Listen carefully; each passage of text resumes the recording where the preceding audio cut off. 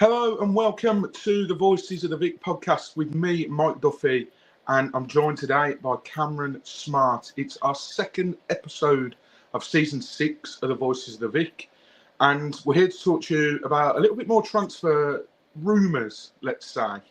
Not news. I think there's been a few things said on Twitter. We're not in the know. We don't claim to know things that others don't. We are just reporting what everyone else is reporting. We're reporting the news of, firstly, Wesley Hoedt is apparently in talks with Trabzonspor over in Turkey, and also Yaser Asprilla is close to signing for Al-Ittihad over in the Saudi League, which is currently hosting players such as N'Golo Kante, Jota, the lad from Celtic, and no other than Karim Benzema. So he'll be in good company if he does go. But like I say, I'm not by myself. I'm joined by my brother Cam. Cam, how are things with you first? I know you've been to a pre-season game already. The Euros is finished. That disappointment's out of the way. Are you plugged back into domestic football? Are you still waiting a bit to get that buzz back, or what are your thoughts and how are you first and foremost? Yeah, I'm good. Obviously, just been on a nice morning run in this heat, and I know you've done the same. So keen to hear how you got on, because I haven't actually had a chance to check Strava just yet. But yeah, all good. And am I plugged back into domestic football? You know what? Surprisingly, I'm a little bit more up for it than I thought I would be. I think a nice day out in Stevenage did it for me, really. And yeah, hoping for more of the same at Gillingham tomorrow as well, because I'll be off to Kent, and yeah, hopefully a similarly enjoyable day there. But yeah, I'm all good. How about yourself? Good stuff. Yeah, all good like you. I've been on a run this morning. I've done a 5K. You've done a 5K. And Katie's done a 5K as well. So Oh, actually, yeah. Ben and Joe are slacking, obviously. yeah, they are. But mate, this weather's a joke. Anyone that's not stepped outside yet, if you're planning to, genuinely be careful, because it is red hot. I got home, I had to take a cold shower, and I've got some water with some like freezing cold water because it is so hot. Even sitting here, and I'm in a flat as well, and we can't open our windows wide because we've got 2 cats that will escape and the house cats. So if you hear a little bit of noise in the background, it's likely that my fan, but I have put it on the lowest setting, so hopefully not. But yeah, I've got the domestic bug back. I think, to be honest, I sort of got it back a little bit when the Euros were still on. When I saw the first lot of people go back for pre-season training, that's what got it for me. And I've just fell in love instantly with the training kit, the red one with the yellow, etc. My missus thinks it looks like Manchester United kit, but I can sort of see where she's coming from a little bit. But I fell in love with it, and I've got the new Watford kit. I'll be honest, I overestimated the sizing on it. So I went for a size that I've been for the last couple of years, but I don't know whether the make of them is. I don't know. Have you got the new kit, Cam? I actually haven't yet. Right. Okay. Well, it'll be interesting to know anyone that's watching their thoughts on it. The fit from last season to this season, because this is last season's, but this season it's like a 10 on me. So perhaps with the away kit or third kit, if we get in third kit, I'll probably go a size down. So if you haven't bought yours yet, just bear in mind whatever you were last year, maybe drop a size down. There is one question though on the topic of kits. Go on. Red or black shorts? What do you think? I have always been in the camp of black shorts, always, because I think red looks like Ronald McDonald when you put yellow. And I know it's bad, and some people will say, well, the reason you're thinking of that is because it made you think of Watford in the first place. But I can't help but look at our kit and think of Sheffield United's kit last season, the away one. But then when that come out, everyone was saying that should be a Watford kit. So, but I think me and Ben did a podcast. Obviously, this is episode number 2 of the new season. Number 1 is out, so go and check that out if you haven't already. But me and Ben were talking about the kit, and I've said it's probably going in at a very close second of my favourite ever Watford kit, because for me, it's got a little bit of that retro feel to it. I don't know about you, Cam. What's your thoughts? Are you a fan of the new kit, or? I like it. Yeah, it's very simple, I think, and just looking at it compared to last year's kit tells you how good it is. Because last year that wasn't a Watford kit. That was mostly a black kit, and it just wasn't very Watfordy. But this is just pure Watford, isn't it? And yeah, I really, really like it. Yeah. Out of interest, it goes second for you behind the Hummel one. No, behind the 98-99 season, the one we got promoted in, where Nick Wright scored the overhead kick and we won at Wembley against Bolton. That season, for me, that is my favourite. And, Copper did the retro kit releases. Yep. They've done a few. Obviously, they've got the blacked out ones at the moment, which look incredible, where they did a new version of my favourite kit. So I've got that, and unfortunately I overestimated the size on that, underestimated it. So it doesn't quite fit me, but I have got one of them. So that's my number one. But this is a very, very close number two, and I'm looking forward to the away kit. I don't know, was you being serious in that other group chat when you heard about the colours it might be, or is it? People have been saying pink and people have been saying black. I don't mind it at all either.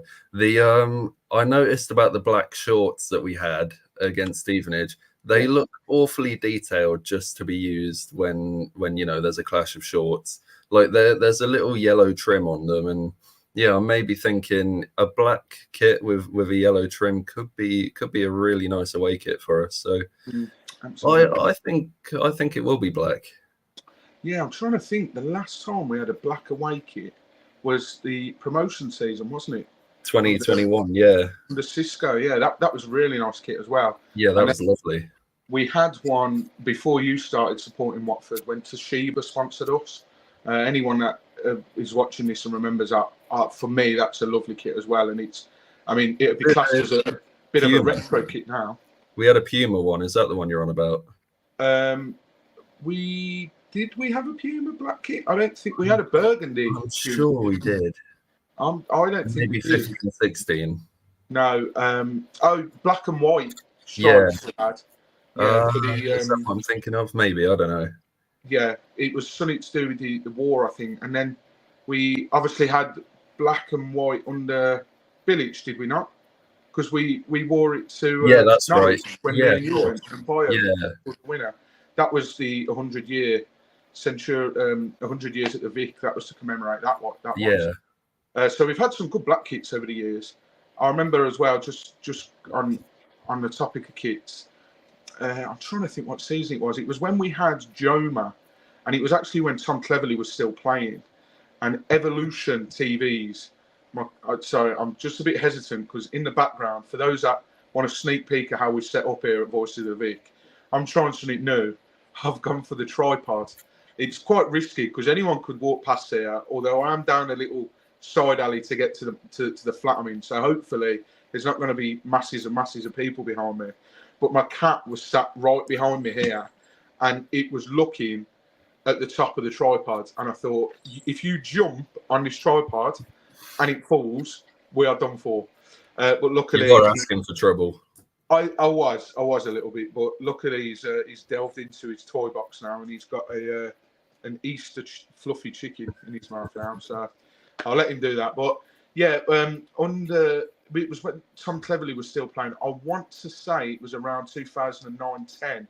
We got to vote for the away kit, and one was black, one was white, and one was blue. And the blue one always reminded me of Portsmouth.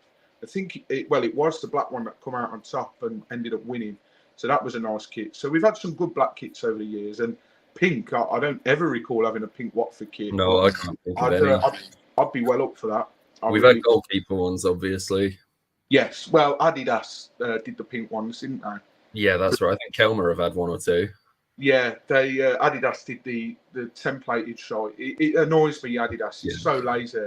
A company like that, and they're just sticking a different badge on it and saying, there you go, brand new kit. So, But yeah, we are here to talk about the two transfer rumours that are coming out. Let's start with Wesley Hoedt, because he's the captain, and this one sort of shocked us. We know he's got a year left on his contract, Cam. Are you surprised to be seeing these links, or are you thinking a year left, we might as well cash in on him? What's your thoughts, firstly, about the links that have come out from various sources over in Turkey. I am actually a little bit surprised by all this. Yeah, I thought he was going to just see out his contract. He seemed quite settled, and yeah, it just didn't seem like there was going to be any fuss about him leaving. I think it does sort of make sense on our end to cash in.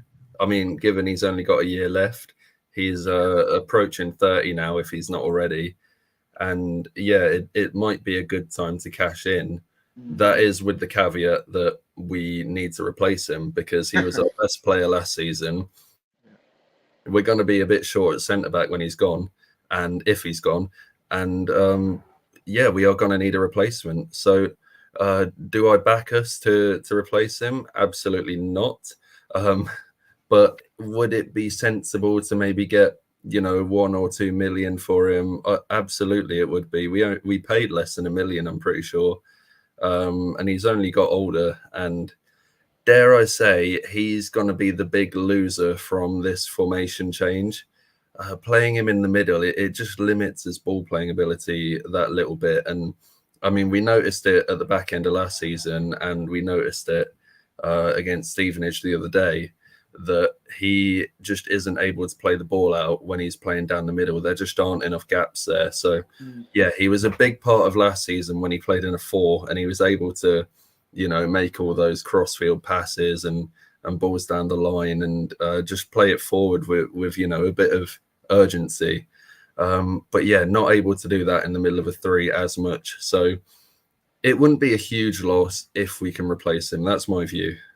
I think that's the worry, isn't it? It's the fact of, obviously everyone's worried. Wesley Hoedt's been superb for Watford, and you don't want to lose your captain this close to the season because we're, 2-3 weeks off the first game of the season. So losing him at this stage, if it was to go through, would be quite catastrophic. And we've only brought 2 players in so far, and both of them are on freeze. So, we've not spent any money yet, and that is the worry.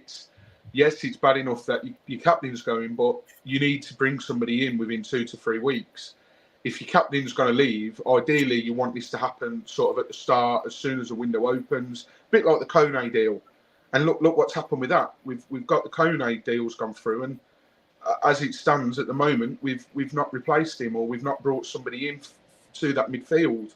So I think that's what worries me, is the fact that we won't replace him sufficiently. I think I can't remember who it was yesterday in our group chat pointed out that it would mean that our back 3 really would probably be Porteous, Pollock and Sierralta. Now, on the front of things, for me personally, I don't mind that so much because I think Pollock suited that system when Kleb's come in. I thought he was solid in some of the games. Birmingham away, he was solid. Sierralta, is there a little bit of worry there because he's not played as much over the last few seasons? Are we maybe seeing him tail off? Who knows? And then Porteous is a bit of a box of frogs, really. He's quite erratic. We obviously saw what happened at the Euros for him, and that is my worry a little bit. Is he going to show that sign for Watford, or is he going to, because dare I say it, Porteous actually started to look decent under Cleverley towards the end. But what's your view on that? If that was to start, or if that was our back 3 going into the season, does that worry you? Pollock, Sierralta and Porter? Nothing worries me more, to be honest. I mean, I've not been a fan of Sierralta for a number of years now. He treats the ball like a hot potato. He doesn't, it's so easy to beat him as a pacey attacker. And he played on the outside against Stevenage on the left, and he just looked terrible there. He's not comfortable at all. I don't think he belongs at this level, and I would be really concerned if he's one of our starting centre-backs for a 46-game season. Maybe I'd be okay with him as an option, but I really think if we can, we should be moving him on by now because, yeah, he's not been good enough for years now. Pollock, I have some concerns about. I mean, for all that we know, he is a talent and he could well be a good championship defender one day. But have we seen enough to say that he's the man right now? He should be starting every game. I wouldn't say so. I think there's a lot of inconsistencies in him. I thought he looked great in the friendly against Stevenage. I thought he looked great towards the back end of last season, but I'd need to see a consistent run from him. Porteous, again, like you said, box of frogs. That's a new saying to me, by the way. I didn't know that was a real one. I thought I might have done a Smithy from Gavin and Stacey and got two sayings mixed up. So don't quote that going forward. But. Well, let's go with it. Box of frogs. He is a box of frogs. You're either getting, a very good player on his day, really good ball player, quite quick and an all-round good defender, or you're getting, out of position. Right, ugly bastard of a toad. Well, exactly, yeah. You're getting out of position a lot, very erratic, mistiming tackles, and it's just one or the other with him. And out of the three, he's the one I trust the most. But do I trust him to build any kind of consistency? Not really. And I think that's going to be the big problem. We've got a lot of inconsistent players in there, and there isn't really any reason for me to believe that we would get any kind of run together at any point. Yeah, it's looking bleak at the moment, I must admit, and I think it's overwhelming on Twitter the amount of people that after this said, well, after the news that broke last night, we obviously tweeted about who, and then I think I tweeted about Asprilla this morning, and a lot of people think that this could be the season that we might head towards a drop. And my boss asked me a few weeks ago, this was well before any transfer rumour, he said, who do you think's going to come down? And obviously that's always a tough question when no one's done any transfer business. But I was looking at the teams in the Championship next season, and I was really struggling to name 3 teams. And it was in the back of my mind that if we're not careful, we could well be one of these teams. It's looking bleak. And like we've already said, I think the worry at the moment is, are we going to replace Wesley Hoedt? Because, it's quite bad to lose a player of that calibre.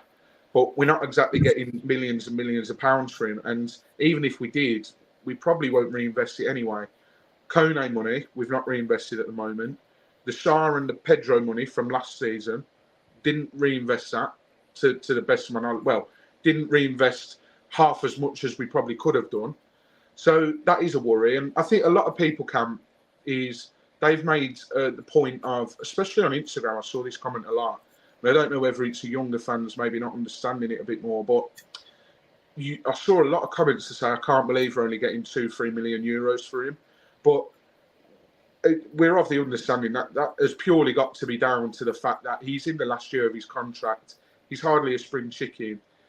That, in terms of the figure that we're getting for Hoedt, reportedly, are you comfortable with that figure? Do you think it should be more? Are you surprised we're even getting that much? Where do you sit in that camp?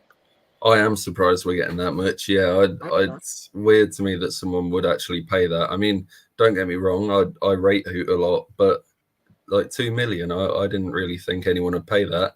I would have been happy if we got our money back from what we paid for him. But my worry is he going to be worth more to us than 2 million if we keep him? And what I mean by that is, could he be the difference between staying up and ending up in League One? And that's going to be a big gap in revenue. That's more than 2 million that we'd be losing there. So I am, dare I say, I'm more worried about us if we lose Hoedt than I am if we lose Asprilla. Just because it's sort of a weaker area for us. I don't think that attacking midfield area is going to be too much of a problem this season. I think in defence we're really lacking, and I am worried about that part of the pitch. So, yeah, I'm not saying I'd want more money for him. I think I'd want him to stay, to be honest. I don't see a way we can replace him. Yeah, I think you make a brilliant point there. He will be worth more to us in terms of if we went down, because that gap in revenue, as teams like Birmingham are about to find out, that's the first time they've been in League One for donkey's years. And, they probably weren't doing as well on the pitch, but my God, even if they sell out, they're still going to find the revenue goes down. And, TV money alone I know that new TV deal is in. Gate receipts, yeah, a very, very good point. Forgot to say, if you're watching, I can see there's a few watching now. Get your thoughts about the Hoedt transfer news or rumour and the Asprilla rumour as well. And let us know what you think of the kit as well, because we talked about that at the start. Get your comments in. I can see that Ben is already in the comments. Morning, Ben. Hope you're well. Hope work's not too hot. And he says, can we get you a beer, Mike? Look pretty comfy there. Well, it's 11:33, and yes, it's my day off, but I'll not be having a beer just yet. So, yeah, maybe later I'll set you up on that offer if you want to send me a beer, Ben. I'll bear that in mind. But you mentioned there, Cam, you fear more for Wesley Hoedt going than you do Yaser Asprilla. Let's talk about Yaser Asprilla now. It's been a bit of a whirlwind, to be honest, surrounding Asprilla. I think a lot of us sort of have maybe accepted the fact that he was going to go, but it was more where, because you heard rumours of Barcelona, Real Madrid, Arsenal, I think Borussia Dortmund. And then I woke up this morning, I think Katie put it in the group chat. Lou Orns tweeted that article, which we've linked in our tweet for Asprilla as well, the Asprilla tweet, that Area Napoli have reported that Asprilla is pretty much almost a done deal going to Al-Ittihad in the Saudi Pro League. And for me, Cam, that has just completely shocked me. I think there's been a few comments sort of maybe alluding to this, but I'm in agreement, I must say. I think he's selling himself down the river. It shows a lack of ambition. He could, if he wanted to, maybe not now, maybe he's not reached his ceiling yet, but he could if he wanted to. If he made the right move, in 2-3 years' time, he could be at a top European side, playing in the Champions League. If he goes to Al-Ittihad, yeah, he might rip it up in the Saudi League, but how often do you hear of teams dipping into the Saudi League and like big European teams and getting someone? Not very often is the answer. So firstly, are you surprised that he's choosing to go there? Obviously, if it's true. And secondly, 25 million is the rumoured figure. For me, I'm not slagging Asprilla off, but thank you very much. See you later. 25 mil for me to get for Asprilla, I think is superb. Superb bit of business, because I can't remember exactly how much we bought him in for. You might remember more of the figure there. But for me, yes, he's a magnificent player, but he's not consistent enough. So if someone wants to come in and say, here's 25 million, yeah, okay, we'll take him. Like you said earlier, we've got exciting players in the attacking midfield ranks that we can maybe replace that Asprilla-sized hole, or almost close to, or have the potential to. So that doesn't worry me as much. But yeah, going back, sorry, Cam, are you surprised he's opting to move to Saudi if he does go there? And secondly, what's your thoughts on the rumoured figure? Yeah, I am surprised he's going there, and I'm surprised we're getting that much, actually. I thought at most we get 20 million for him, but yeah, 25, not bad at all. It had sort of heated up last few days. There were loads of rumours of Dortmund coming in for him, and that looked like where he'd end up. But yeah, to wake up to that message, he's off to Al-Ittihad. I misread it and thought it said Napoli he's off to, because of obviously who reported it. And I thought, okay, that makes sense. And double take, Al-Ittihad, hang on. I don't really, I don't think it's a good move for his career at all. I don't think that can be in question. It's not a place to develop. He'll be playing against essentially farmers out there, or whatever their equivalent is. And it just won't be a good place for him to develop. What I can see, and I can't comment on his background because I don't know enough about that, but he's from a poor country. He could well have grown up, not the richest, and he's got the opportunity to get generational wealth for his family here. He's going to be on hundreds of grands a week, and he's not going to get that anywhere else at the moment. So, you know what? Fair play. I mean, I think we'd all take that kind of money, wouldn't we? So I won't slag him off. The only question is, is he gonna? There's been a lot of players that have gone out there and they've not got on with the conditions. They've not settled and they've wanted to come straight back. I don't know if Karim Benzema is still out there, but there's been rumours since he went there that he wants to come back. That Jota lad, he's coming back, isn't he? And yeah, a lot of players don't seem to have settled out there. So hopefully he finds his feet. And you can't rule out a return to Europe in future. There could well be maybe like an Everton or someone. They're always taking a chance on players like that. Someone like that could always bring him back in future. I mean, he's still young. He's got his whole career ahead of him. So I wouldn't say it's definitely the last we've seen of him, but it's just not going to be a good move for his development, is it? That's what I think worries me. And obviously, when a player moves on from Watford, they can do as they wish. And I always keep an eye out for him. Always. I know not everyone does, but I always do. I'm just curious. I'll keep an eye on Kone at Marseille.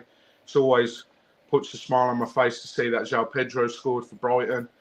But I just think it lacks so much ambition. But you make a seriously good point there, Cam. We don't know what background he's come from. And yes, the money he's going to be on is going to be ridiculous because that's the only reason people go to Saudi, in my personal opinion. But you'd expect it more from a player maybe late 20s. If he's offered the chance, right, come to Saudi for a year or two, we'll pay you this much. I do not blame him, but I just think Asprilla could have gone somewhere else. And, if he does go to Saudi, I do hope that he flourishes and he can acclimatise to the conditions and that he does get his big move to Europe. Because, yes, he is inconsistent for Watford and he has been, and he's quite frustrating to watch. And, there's all these different things when you're watching, these feelings that you go through. But there's no doubting that he's one hell of a player. And I said the same about Kone, and I'll say it again. If he makes the right career moves, he can go on to be one hell of a player. And he genuinely can play in Europe for a top team. I want to be seeing him rip it up in the Champions League. So, yeah, disappointed. But the money that we're supposedly getting for him, 25 million, I just think it would be stupid for us not to take it. And yes, people are going to be pissed off that we're selling the best players. And that if you look at it in one light, we could be asset stripping. But at the end of the day, it's 25 quid in our back pocket. Where that'll go, we do not know. I think the worry is, again, Cam, it's not going to be reinvested, is it? Well, exactly that. And it's part of the model selling players like Yaser and Kone. You're always expected to lose you better young players and you're going to get a lot of money for them. But you've got to be able to reinvest that money and bring in someone who, could potentially be as good. You got to fill their gap in some way. And I don't back us in one bit to do that. We might, we're good at bringing in the South Americans, aren't we? So we might well look to one of them and maybe in a few years they're going to be sold on as well. But in the short term, there's going to be a gap there. And I don't think we're going to fill it. I think we'll cheap out on a few players and most of that money is going to go, wherever the money goes at this club nowadays, we don't know, do we? It certainly doesn't go on the playing squad. So, yeah, it is a worry. And I think, to be honest, we're going to have to make do with what we've got, aren't we? Yeah, unless it goes to a nice bumper contract for Andy Vyman, for his seems to be getting all the band back together. So it'll be interesting to see who else is rumoured to have been lined up. But yeah, it's an interesting few days at Watford, and the transfer rumours are certainly hotting up over the last couple of days, and maybe in the next couple of days we'll see a few more sort of rumours and activity, and maybe a bit of movement. And tomorrow, Watford are playing away at Gillingham. Cam's going. Is Joe going with you as well, Cam? He's 50-50. I really don't know. I mean, he couldn't figure out how to buy a ticket. Old age, that is. Exactly, yeah, he's getting on a bit. So that's sort of a stumbling block, but I think he'll still go. I asked him what time train are we getting, and he hasn't replied. So it's all up in the air. Yeah, hardly surprising, Joe. Pull your finger out, mate, if you listen Yeah. back to this. But yeah, we're away at Gillingham, and Andrew French has done an article on Watford Observer, and he's saying expect to see Sissoko, Chakvetadze, and Porteous tomorrow. Although I think he said only for 45 minutes, did he, Cam? Or Yeah, that's right. Yeah, he said to get 45 minutes. Yeah, he said they'll start the game and Yeah. come off at half time. And then we'll see more of what we've seen in the last two games. Now, talking of the last. Joe Thomas has responded in true fashion. I did say I was going to set the record straight, right? So Joe has said here, did Beck say he could go tomorrow, Mike? So I'll pitch this, I'll paint the scene for you, right? So Watford are obviously playing Hibernian away. And I was on my family stag do a few weeks ago with Karen, our dad, and me. So we were out and we were having a few beers and whatnot, and we were talking about Watford, and then they were talking about Hibs. And the comment was made of Dad said he might drive up and he could pick us up on the way. And obviously I'm up in Lincoln, so could he maybe detour past? So a few weeks ago, me and Beck were talking about after the wedding, because we're getting married in October, and then we're not going on our honeymoon till sort of late November-ish. So we were like, right, after the wedding, do we want to go away for a couple of nights or the weekend or whatever, just a little mini moon and maybe go somewhere? And I was like, well, I've never been to Edinburgh and I've heard so much, and Beck's been to Edinburgh and she loves it. So like, right, let's go to Edinburgh. So we've been looking at apartments and that. So obviously fast forward a couple of weeks, I'm out on the Raz. I've had a few beers.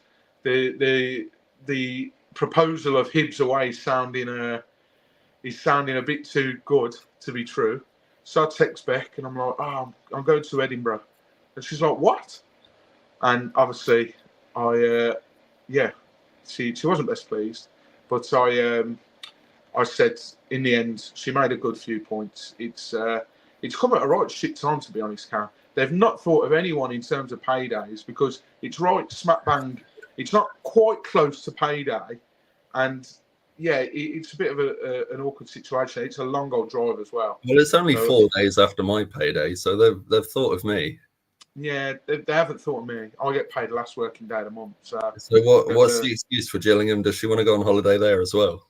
I've tried sending a trip to Kent, but she's actually on her work do tomorrow. So I'm going to watch it from the comfort of my own home. There's a streaming it. So anyway, Joe, you've massively, massively taken us off course there.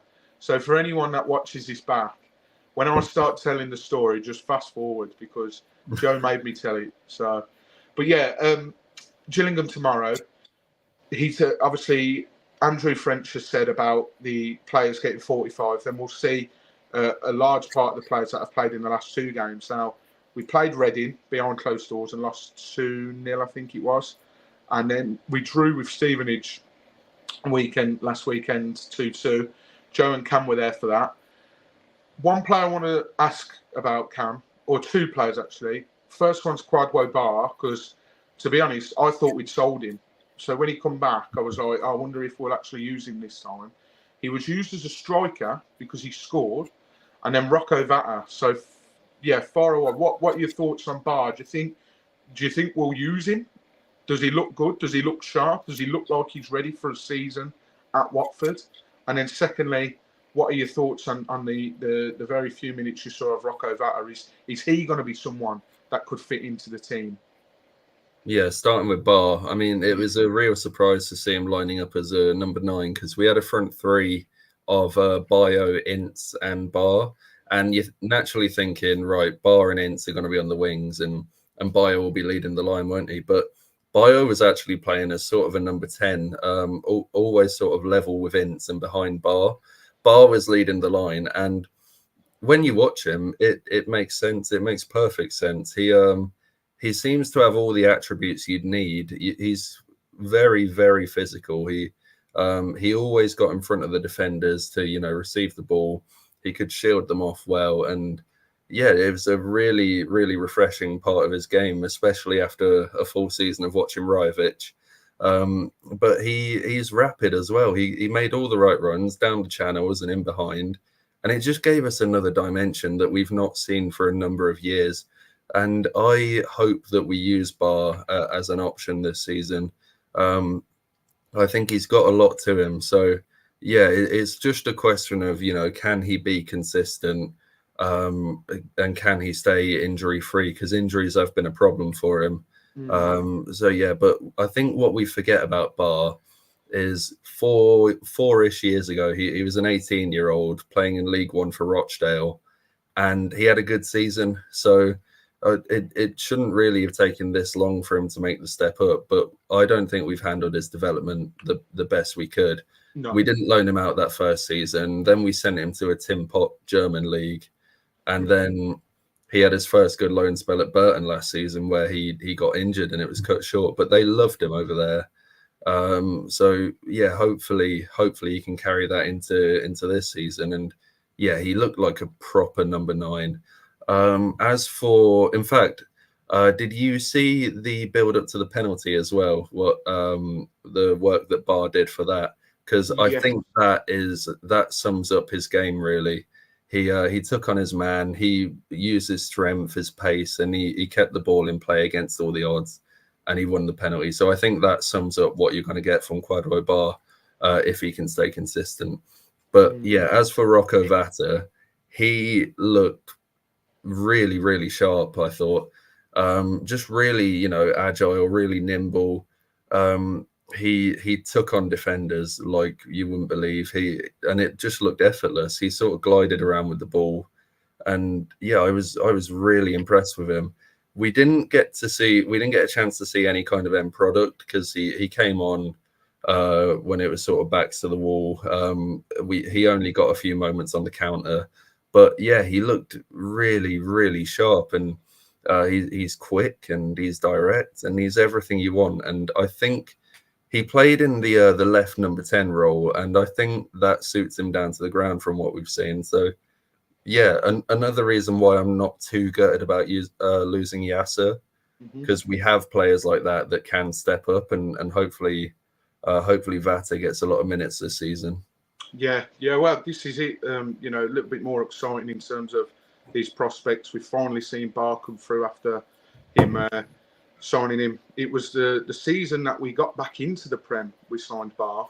Yeah. We signed Matty Pollock the same season, and I was like, oh, we're signing maybe a few gems from the Football League, because obviously Pollock was from Grimsby and Bar was from Rochdale, but the development of Bar has definitely been scuppered. And I mean, all these, I'd be intrigued to know how many head coaches have been in charge. So that's bound to have sort of hampered his development. But Joe here said that Bar was strong, quick, tenacious, hungry, and looked up for it, and looked like he wanted to be there. Hope to see more of Bar. So that's something that we can hopefully look forward to. And maybe he did an interview with the Watford website, and he said that he wants to score a lot of goals for Watford this season. So has Tom said to him that we'll be playing him a lot more, and will he be in that number 9 role? It'll be interesting to see. I must say, took his finish very well against Stevenage. It was a great little finish. So, and in terms of the general style of play, Cam, obviously, I think last season when Klebs come in, it was more a case of we need to stop the rot and get results to keep us up. So maybe that tactical nous wasn't quite there. Maybe we didn't see what Klebs wanted to implement because he was just focused on getting results, no matter how he did it, especially that Birmingham game. That was a case of go out there and get the result. Don't care how you do it. A bit like the Rotherham game earlier in the season. But are you maybe seeing more of a certain style of play of how Klebs is trying to implement into the team? What was different to maybe what we saw last season, if anything? Yeah, I mean, I don't know if you've watched many pre-season games over the last few years, but one thing that is always apparent is it's very lethargic. It doesn't seem like they're trying any style of play. They're just sort of out there to, I don't know, get minutes in the tank, but there's no real direction or intensity to it. Now, this Stevenage game was the exact opposite. I mean, Joe can back me up here. It was more intense than probably most of our league games over the last few years. They ran all day, and there was a clear, Cleverley wants them to play with intensity off the ball. He wants us to press high up the pitch, and it's very proactive. So Yeah, that's a nice element of it. But in terms of on the ball, he used obviously those two number 10s behind the striker. And I think that is going to be a lot of fun this season if we get it right. We've got he used Bio and Ince there to start with, and then he brought on Ford and Vata to play there. And I thought three of those looked really good there. I mean, Vata and Ford looked very, very sharp there, and there were some really nice touches from Ford, a lot of good runs. And Ince looks revitalized there. I mean, this might be controversial, but I think he can play a part as a number 10 where there's no responsibility on him to defend, because he's got the legs, he can run, he's still fit, he's got the technique, and if you get him on the end of a chance, I would back him to put it away. And yeah, he has looked very sharp against Stevenage, and apparently against Boreham Wood as well. He was quite good. So yeah, those number 10s are going to be key for us this season. It was very also sort of, it complemented the wing backs really well. They got a lot of space, and when we could find them, then we had a good attack on. Ryan Andrews could really, really fly if he can keep his consistency up.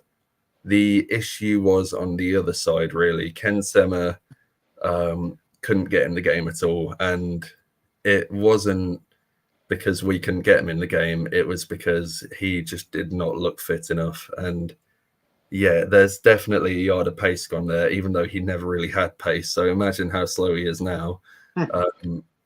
Yeah, didn't like what I saw from him. Morris looked a lot better than him when he came on, but even then he played very negatively. He got a lot of space on the counter, but seemed to go backwards every time. But yeah, it's definitely an interesting style. It could well work, and if you give Cleverley the right players, then I don't see why he can't get us playing decent football for once. So yeah, it was nice to see a different preseason game to just the slow passing around, no intensity at all, and yeah, it was nice. Yeah.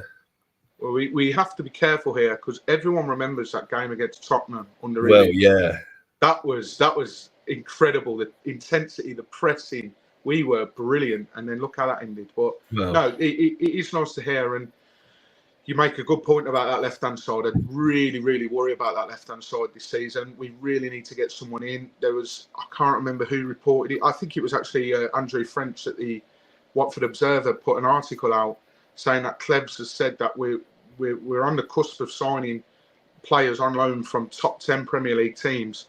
I really hope one of them is a left-back. And I mentioned, I know, Cam, you disagree, and you might want to tell us in a minute as to why, but I think it makes perfect sense. Klebs is in very good books at Manchester United.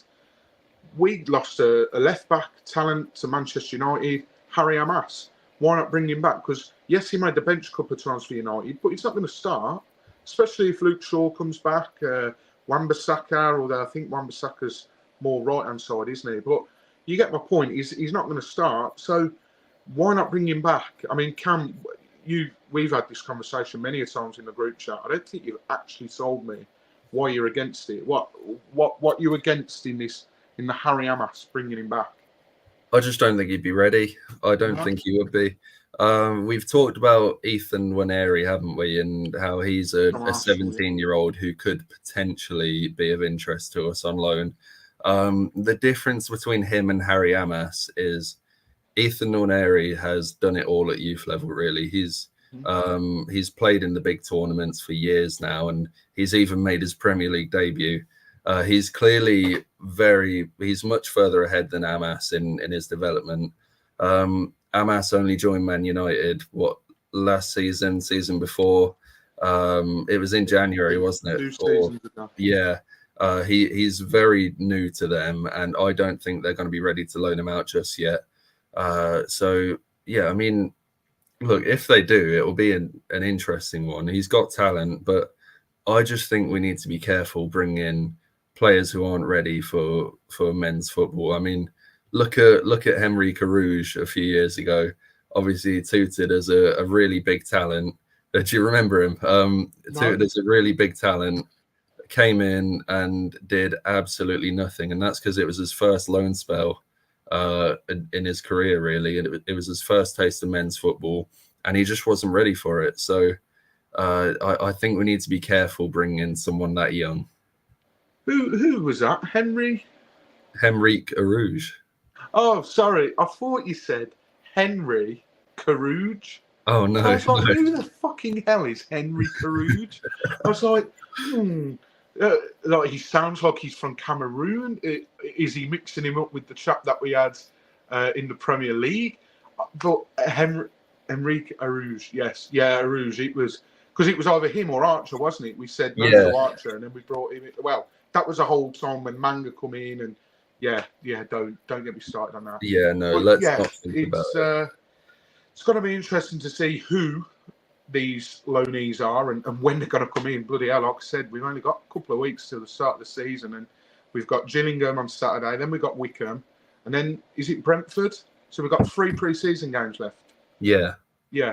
And then obviously open the season at no other away to nice easy one Millwall. So, you know, it's going to be tough. And yeah, I just hope that we make the right decisions in the transfer market. But I mean, I've every reason to think it won't, because look at the last few seasons. So yeah, it's going to be interesting, and it will be interesting to see things develop. But thank you very much for tuning in today. You know, a little bit shorter than our usual ones, and we've even timed it so you get to watch WD18 at 12:30.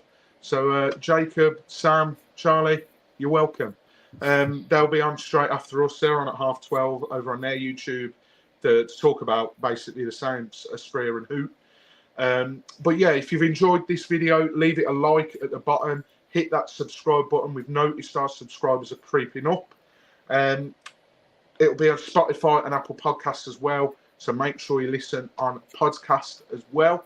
And yeah, Cam, enjoy tomorrow. Joe, if you're still watching, if you're going to enjoy tomorrow, might even try and get Joe to do a little match day vlog, because we're going to hopefully have plenty of them coming up. And as well, I won't give too much away, but let's just say in August, we might have a little ex-player interview lined up for you guys to enjoy. That is as much as I'll say at the moment. We're sorting the details out. We've even been trying to sort it out so we can do it in person. So that's as much as I'll say. But yeah, thank you very, very much for watching. And until next time, come on, you Orns.